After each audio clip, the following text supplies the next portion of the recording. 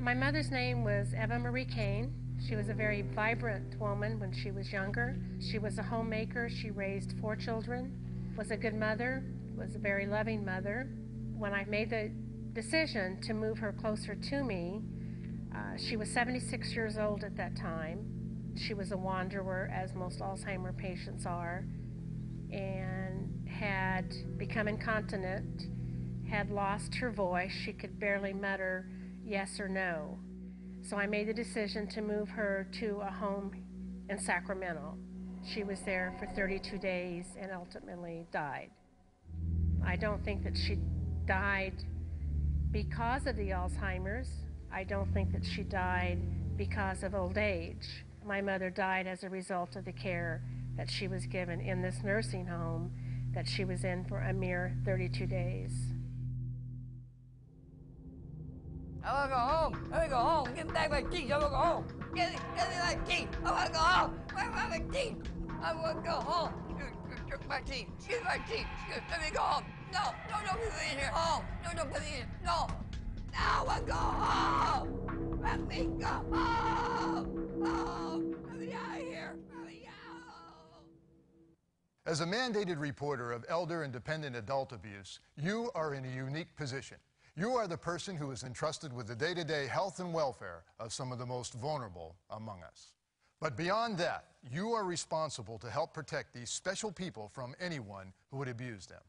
Abuse, neglect, or violence of any kind is illegal and should never be part of any caregiving situation. California law requires this training so that you will fully understand your legal duties and better provide the care and protection that the residents of your facility deserve. I just need a little help here. I just need some help. Don't take my button away. Don't take my button away.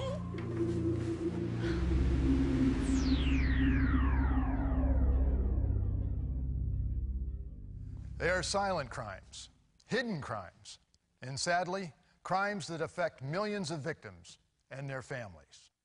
To help protect elders and dependent adults, California law requires that certain individuals are mandated to report incidents of known or suspected abuse.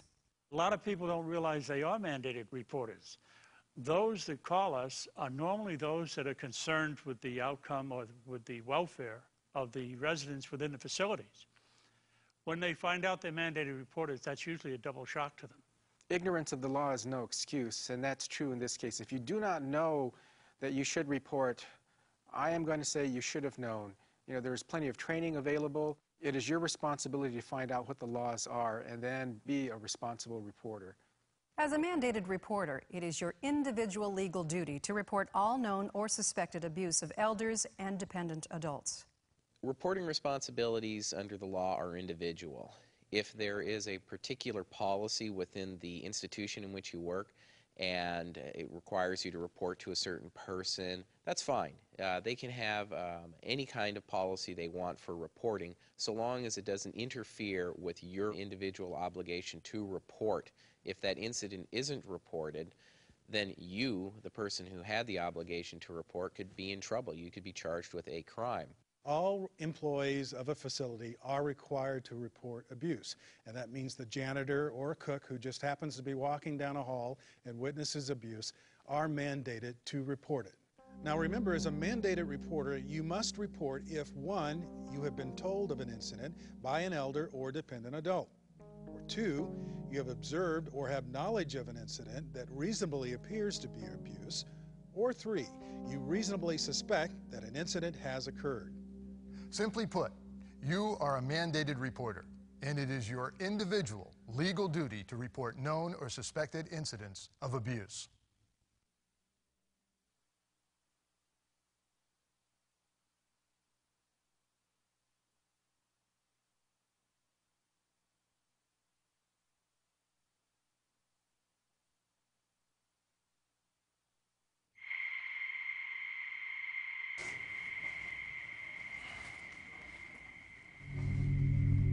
We're leaving you here while we take care of your room.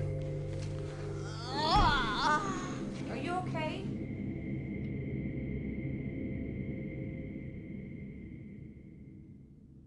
As a mandated reporter, the first thing you need to know is that elders, dependent adults, or adults with disabilities are all protected by California's mandated reporter law. Physical abuse includes hitting, biting, kicking, slapping, pinching, rape, incest, sodomy, or the withholding of food and water. It also includes any unreasonable restraint by physical or chemical means. Over-medication, under-medication, or the withholding of medication is also abuse. Possible signs of physical abuse can include unusual scratches, skin tears, bruises, or welts. Also, any injuries caused by biting, cutting, pinching, or twisting of limbs. Additionally, burns or blistering and torn or bloody undergarments are indicators. You know, there are many physical abuse cases that we prosecute. One involved a worker in a facility. That facility worker actually struck the patient. The patient revealed this to another worker who in turn made a report, and that's how we found out about that case and were able to prosecute. Neglect is another form of abuse you must report. It is defined as the failure to assist in personal hygiene or provide food. Neglect also includes failure to provide proper medical care and the failure to protect a resident from health and safety hazards. Some indicators of neglect can be soiled linen or clothing, untreated skin disorders or rashes, neglected bed sores, dehydration, malnutrition, unkempt or dirty appearance, and failure to provide dentures, hearing aids, eyeglasses, or medication. There was a case that involved patients who were suffering from dehydration due to extreme heat exposure. A facility person reported that patients were suffering. They felt that it was wrong. They felt that this was an abusive situation. And because of that, law enforcement responded, emergency medical teams all responded. When that was reported, that greatly facilitated stopping the suffering of I don't know how many other patients if the condition would have continued on. Financial abuse can be just as serious as other forms of abuse. It can remove all the safety and comfort that the victim has and puts them in a position of far greater vulnerability. Indicators can include the disappearance of papers or checkbooks, staff members assisting with credit card purchases or ATM withdrawals, lack of grooming items or clothing, staff using residents' personal items, and bills left unpaid when funds are available. I had a case of an elderly female who lived in a long-term care facility, and she had allowed one of the workers there to cash checks for her. When she finally got her bank statement, she recognized there was more activity in the account than she had authorized. She confided in another employee at the facility, who then reported that to us. The conclusion of this case was that the mandated reporter acted appropriately and did what they were supposed to do, started the ball rolling, got law enforcement involved, and the victim got justice because the suspect was arrested. Other forms of reportable abuse are isolation, acts that keep a resident from receiving mail, phone calls, or contact with family, friends, and other concerned individuals, and abandonment, the deserting of an elder or dependent adult. One other form of abuse you need to know about doesn't involve staff or family.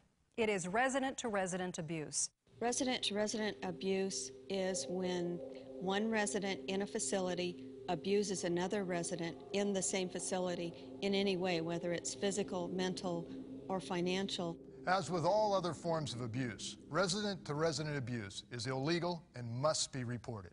Staff in facilities are reluctant to report resident-to-resident abuse, partially because they do not understand that it has to be reported, and they think that abuse is only reportable if it's a staff person or possibly a family member that's abusing the patient. These patients are very frail typically. They have a lot of medical issues, and just simply being pushed over, or pushed out of bed, or pushed in the shower or something like that can be life-threatening. And so that has to be a consideration of the staff when they're looking at resident-on-resident abuse. Remember, all residents in your facility are protected by California's mandated reporter law, no matter what form the abuse takes and whether it is intentional or unintentional. Abuse is illegal and must be reported.